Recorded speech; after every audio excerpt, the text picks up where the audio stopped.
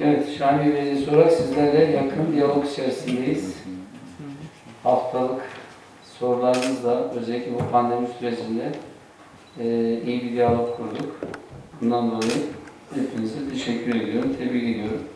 Sorduğumuz soruya da doğru cevap verenler arasındaki bayağı kaç kişi vardı doğru cevap veren?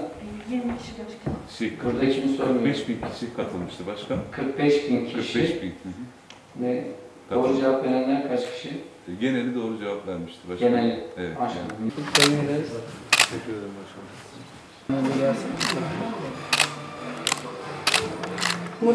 Murat Setay. Getirseydin olur, niye olmaz?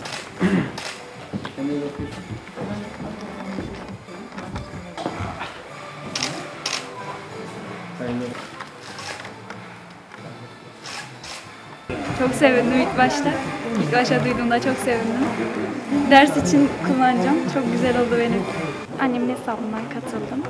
Ben çok teşekkür ederim. Hiç ummuyordum. Bir anda çıkınca çok şaşırdım. Çok teşekkür ederim. Kendi hesabımdan katıldım. Kızımın şeyiyle EBA'ya girerim anne, canlı dersler var aralar malum pandemiden dolayı çok.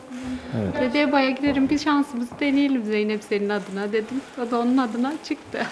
Yani şimdiye kadar ki başkanımızın hizmetlerinden olsun. Hepsinden memnunuz. Allah razı olsun. Bunu da uzaktan eğitimde bana ve kardeşime çok yardımcı olacak.